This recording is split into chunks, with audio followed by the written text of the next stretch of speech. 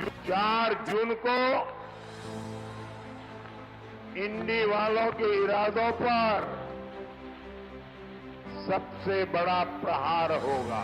हिंदुस्तान में 30 लाख सरकारी वैकेंसीज हैं। मोदी जी इनको भरवाते नहीं है और फिर उसके बाद हमें कहा जाता है कि देखिए पेपर लीक हो गया। 4 जून को। नमस्कार, आप देख रहे हैं केकेडी न्यूज और मैं हूं आपके साथ स्वप्निल यादव। यूपी का पूर्वांचल काउंटिंग से पहले अंतिम द्वार बन गया है, जिससे प्रत्याशियों के भाग्य का फैसला हो सकेगा और अपने भाग्य को संवारने के लिए सभी दल लगातार लगे हुए हैं।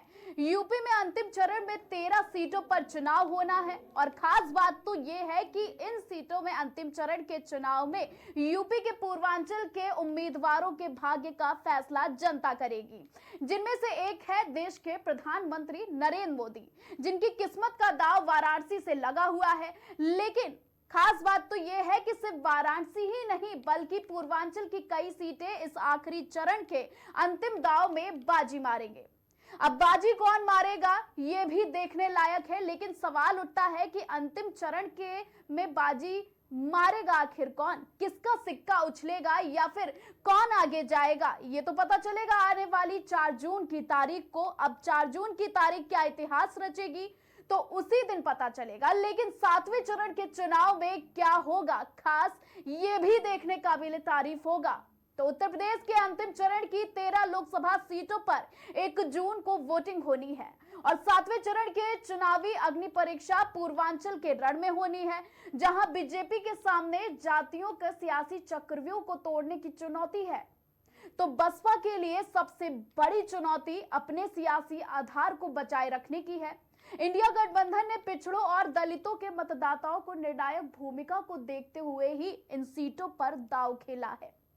तो 24 के चुनाव में अब तक 6 चरणों के चुनाव हो चुके हैं और सभी में एनडीए और इंडिया गठबंधन ने अपने अपने दांव चले हैं।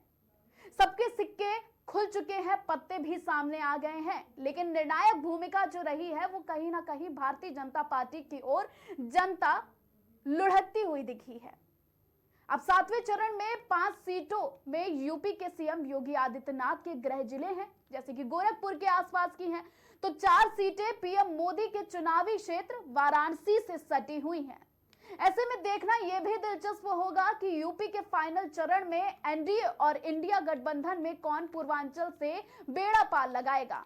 आपको बता दें कि गोरखपुर, मिर्जापुर, घोसी, गाजीपुर, महाराजगंज, कुशीनगर, देवरिया, बांसगांव, सलेमपुर, बलिया और रॉबर्ट्सगंज की सीट पर चुनाव होना है।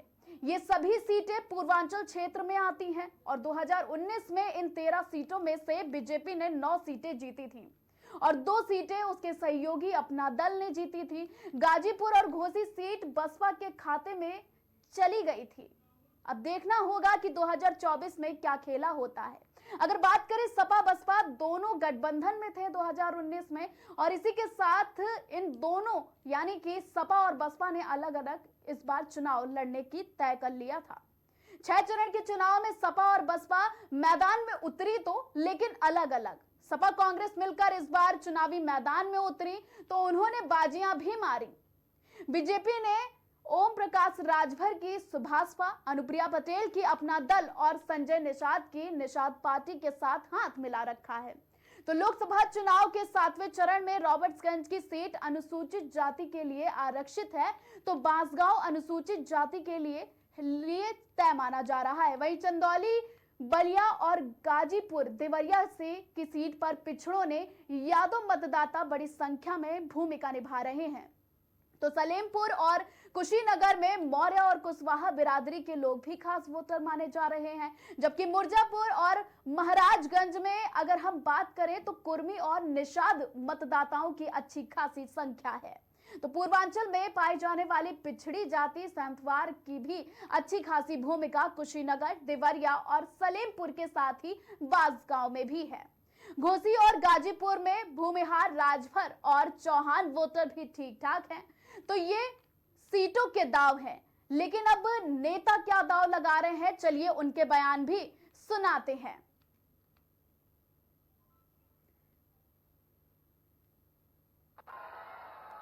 इंडी वालों के इरादों पर सबसे बड़ा प्रहार होगा। ये प्रहार होगा देश में भ्रष्टाचार पर, ये प्रहार होगा तुष्टीकरण की राजनीति पर, ये प्रहार होगा टुकड़े टुकड़े गैंग पर, ये प्रहार होगा समाज को लड़ाने वाली गंदी सोच पर, ये प्रहार होगा सनातन को गाली देने वाली विकृत मानसिकता पर, ये प्रहार होगा अपराधी माफिया जंगल राज पर, ये प्रहार होगा महिला विरोधी मानसिकता पर। आरएसएस के लोग कहते हैं कि अगर हमारी सरकार बन गई तो हम अंबेडकर जी के संविधान को फाड़ के फेंक देंगे। भाइयों और बहनों, मैं नरेंद्र मोदी जी को, आरएसएस के लोगों को कहना चाहता हूं, आपको जो सपने देखने हैं देख लो, मगर इस दुनिया में ऐसी कोई शक्ति नहीं है जो हिंदुस्तान के संविधान को खत्म कर सकती है।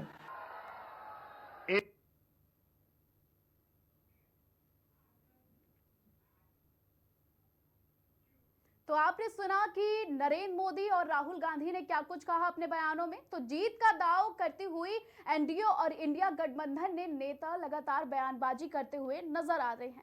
लेकिन क्या इस बार चुनाव में सिर्फ बयानबाजी से ही काम चलेगा?